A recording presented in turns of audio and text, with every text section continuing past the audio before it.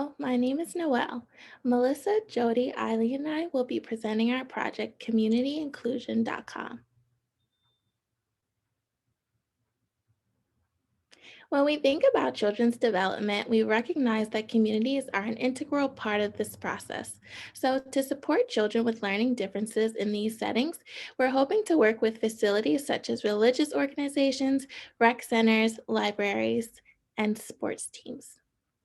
The hope is through our website, these spaces will gain support in creating an accessible environment and creating equitable solutions that meet the needs of all children.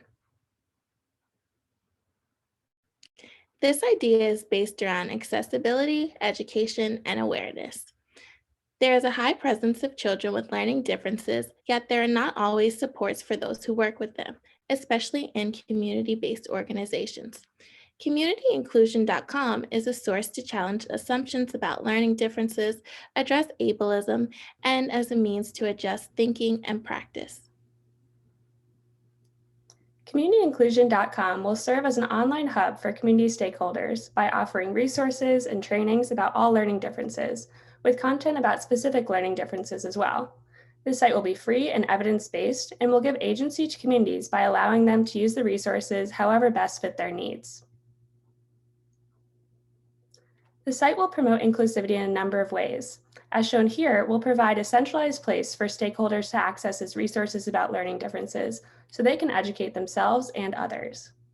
For example, we'll have helpful links to organizations such as understood.org and Autism Speaks. We'll also provide templates and materials for communities to start awareness campaigns and create social narratives for community settings. In addition to the general resources page, we'll aim to sustain engagement through an online forum and social media. The online forum will serve as a place for community members to ask each other questions, provide advice, share resources, and offer feedback about the trainings. The site will also send weekly updates with resources, concrete tips, and upcoming events over Instagram, Twitter, and email. As one example, the Instagram post here shows how community inclusion could promote and offer a webinar about designing inclusive summer camps.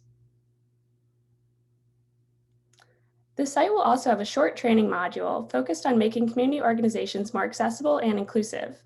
The module will be general to all community settings, but also will give opportunities to learn about actionable steps that are specific to certain settings, such as libraries or religious organizations. At the end of the module, individuals can take a short quiz to gain a community inclusion certificate.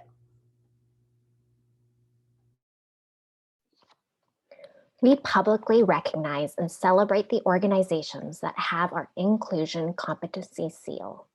These organizations have met our requirement where 80% of their employees have completed our training module.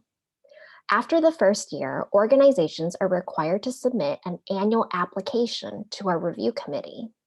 We will evaluate the current programs and provide recommendations for further improvement, such as viewing our webinars, joining one of our online forums, and even connecting with one of our consultants for specialized feedback.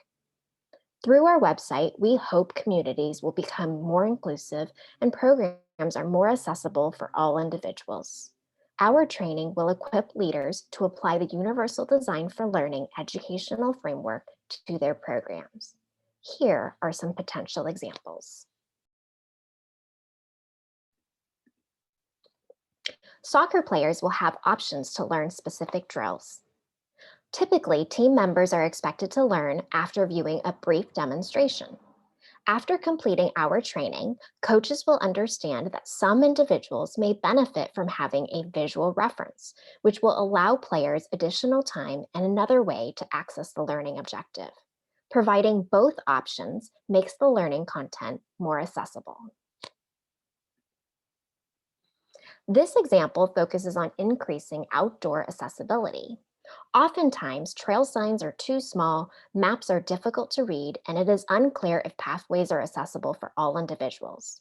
Incorporating technology to the trail experience allows users to enlarge a map and hear the written text rather than reading it. Later on, Melissa will share information about our partnerships with organizations that have already started this work and ones that will improve by applying these inclusive practices. We have designed this solution with impact and equity in mind. Accessibility of the resources will be maximized by presentation of information on the website through a variety of modalities, such as images, text, videos, captioning, audio, etc. There will be options for presenting information in different languages. To start, we will design the website to offer the selection of information presented in English, Spanish, or Chinese, and we hope to expand this to include other commonly spoken languages in the United States. As an online hub for trainings and resources for community stakeholders, the content will be applicable to a wide range of stakeholders. As we mentioned, local recreation departments, sports, music, art, library, nature, outdoor, and religious organizations, for example. The resources and training materials will be customizable so that local organizations can make them their own to best match their needs.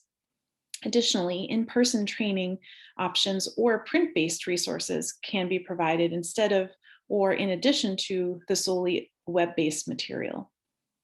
And while leaders of community organizations are the primary audience for our web-based community resource, this resource would be available to all, and we would encourage individual community members to advocate for the organizations that they participate in to seek out our trainings, materials, and competency endorsement.